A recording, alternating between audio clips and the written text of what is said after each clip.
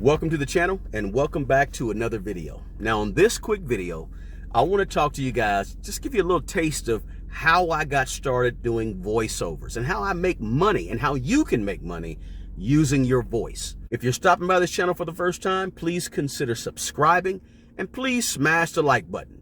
It all started about 12 years ago. I started doing voices for my church. They needed someone to read the announcements, and I read the announcements pretty well. They liked what I did, and they said, hey, can you read some more announcements? Can you be the voice of God in this play? Or can you be the voice of Jacob in a play? So I started doing things for my church with my voice, and I enjoyed it.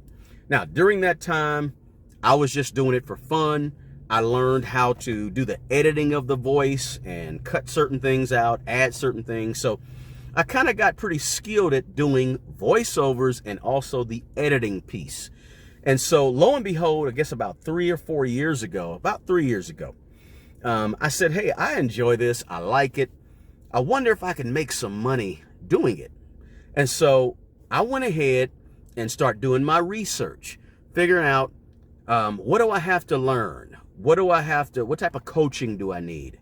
And I just got a bunch of information, and I learned that there was a whole voiceover community out there.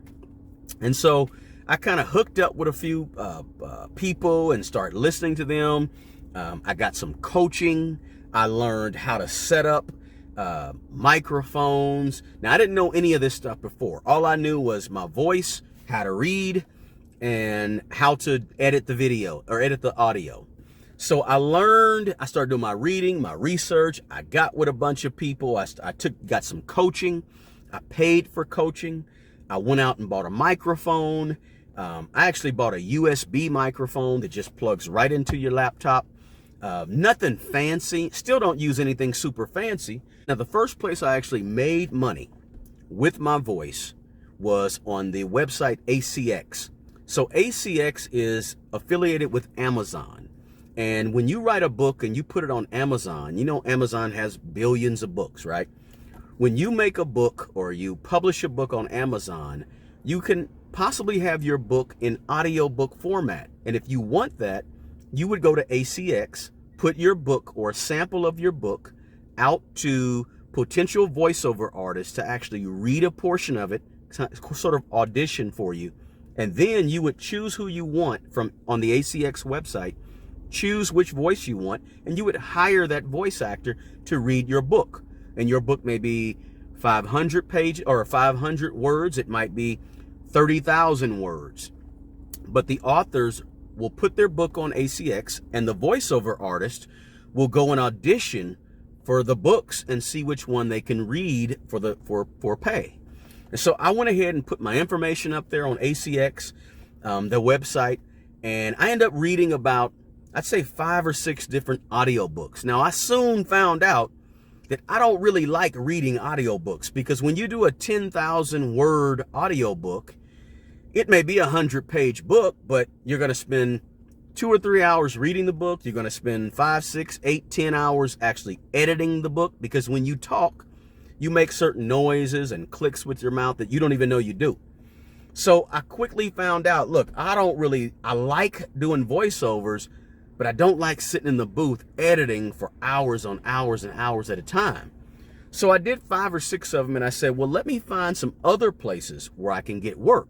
Now, mind you, I'm still learning about it, still getting some coaching here and there, because although I have a good voice naturally, there's still a lot you got to learn, because when you do voiceovers, you're acting, right? You gotta be a voice actor. And so a lot of people don't get that. They think, oh, I just got a good voice, let me get out there and read my way through it. Well, even reading, if you're a great reader, it's still difficult to actually read and talk at the same time. Those are all things you got to learn, you got to practice, you got to get better at. One of the things I used to do is I would take a whole book, thick book, read it all the way through out loud. And so just to get myself accustomed to reading, and you think you're a good reader now, but if you start reading books out loud, you're going to find you make a lot of mistakes. And over the course of doing that over months and months, you get better and better and better. So that's kind of where I started on ACX. And then I kind of went over and tried some pay to play places, which are like where you pay a certain fee per year. and then you have to audition. It could be commercials and things like that. That went okay. Got a few jobs from that.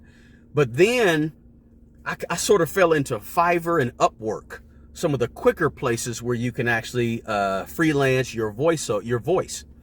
And so that's kind of where I get a lot of my jobs from now. I've had some long-term jobs for some sports and athletic jobs on YouTube. And I've had some other long-term jobs. But I like the Fiverr jobs and the Upwork jobs because you get in there quick. You do it, might take you 15, 30 minutes. You might only get paid $30, $40, $50, $60, sometimes 80 or 100, 150. But you're not in the booth all day editing like with an audio book. So that's where 3 or 4 years later, that's where I get a lot of my work from. But there's a whole community out there of voiceover people. There's voiceover unions.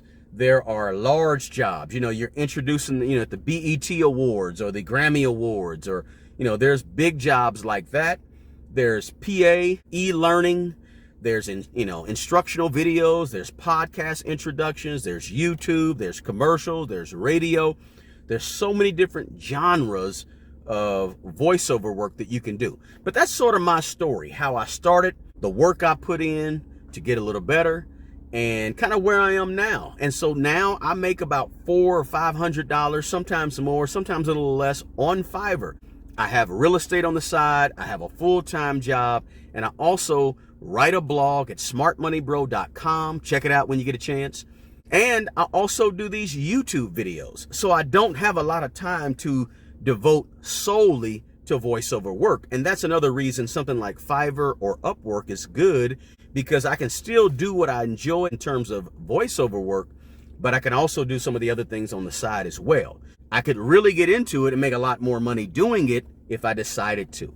So that's sort of my journey in voiceover work, what I've done and what you can do to make extra money on the side using your voice. Like I always say, the best person to take care of the old you is the young you. Take care of yourself and take care of other people. Until the next video, peace.